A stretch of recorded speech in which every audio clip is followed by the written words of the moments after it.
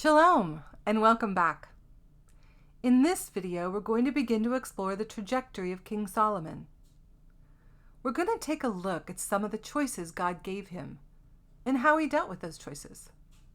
We're also going to take a look at some of our own choices. Now, King Solomon's story is found in 1 Kings, and I'm going to begin in 1 Kings 3:3.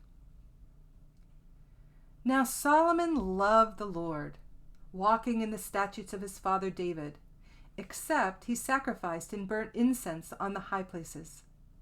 And the king went to Gibeon to sacrifice there, for that was the great high place. Solomon offered 1,000 burnt offerings on that altar.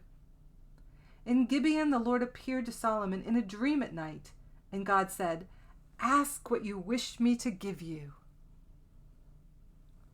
Wow. What an amazing experience for this young king. God came to him and gave him a blank check. Ask for whatever you want? Really? Whatever? I mean, come on. What would you ask for?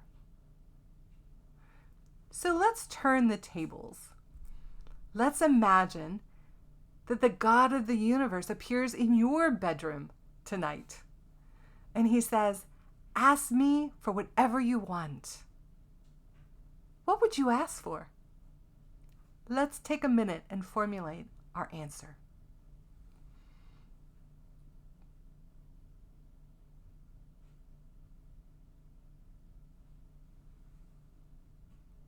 Okay, so do you have something?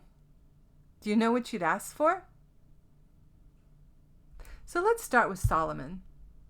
I think we all know what he asked for. He asked for wisdom or a discerning heart. And God made him the wisest man who ever lived. He wrote 3,000 proverbs and over 1,000 songs. He was an expert scientist. In fact, he was the world's leading botanist. God said that his wisdom was immeasurable. So I'm wondering, what is it you think that Solomon loved? James K.A. Smith suggests that it's what we set our affection on. It's what we desire. It's what we want that actually defines us, not what we give intellectual assent to.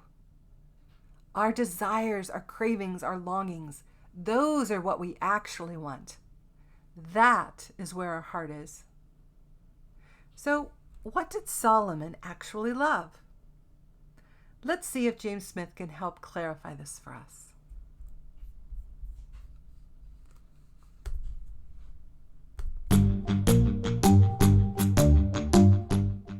One of the core arguments of the book, of course, is that you are what you love, right? It's your desires, it's your hungers, it's your deepest cravings for something ultimate that really define you.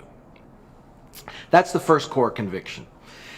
The second conviction is more unsettling because it's this: you might not love what you think, right?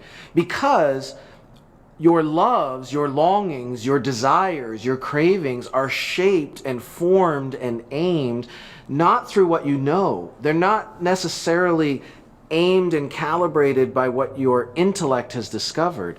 They are trained and shaped and oriented and directed through the rhythms and rituals and practices that you've been immersed in. So you are learning to love in all kinds of unconscious ways. So if I ask you, what do you love? You might know what the right answer is. That might not be the same as what your habits have actually learned to be pointed towards. And so you are what you love is really an exercise to invite Christians to sort of see and feel and appreciate that tension, and to look for and find ways to recalibrate the heart.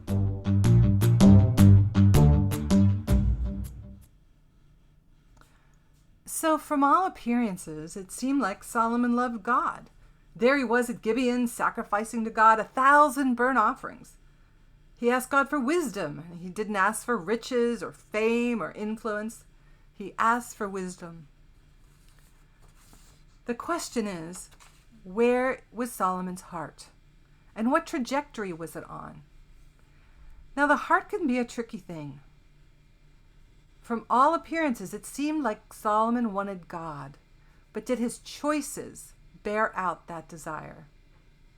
So, the word heart in Hebrew means our whole inner being.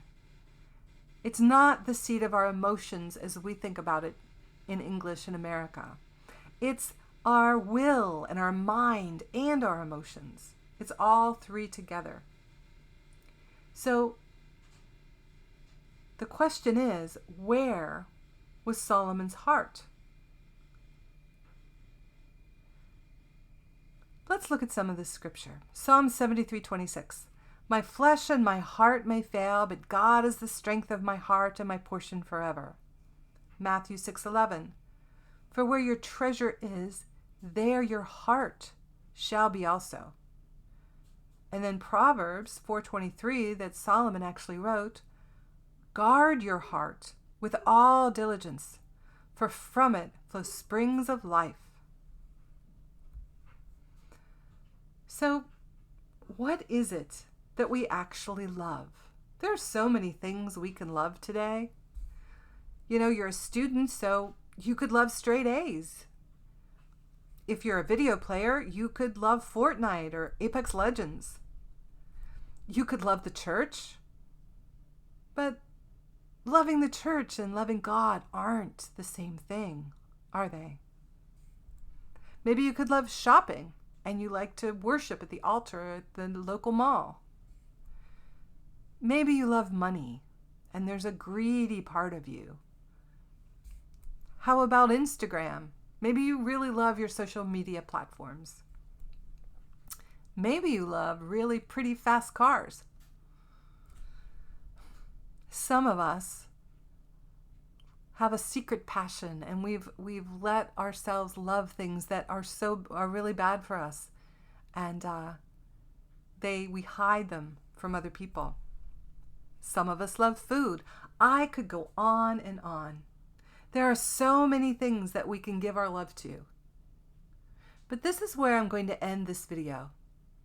If you were to make a list of those things that fill up your moments, fill up your days, fill up your evenings, what are they? Are you in front of a screen 5 hours a night? Do you play video games for days on end? I'm sure some of you have a lot of resilience built up there and you can play forever. But I want you to get your journal out and reflect right now. Think about how do you spend your time? Because our time indicates what we really love. That's how our habits are being formed. How we spend our moments is how we spend our days. How we spend our days is how we spend our lives. Spend some time journaling, and we'll talk again soon.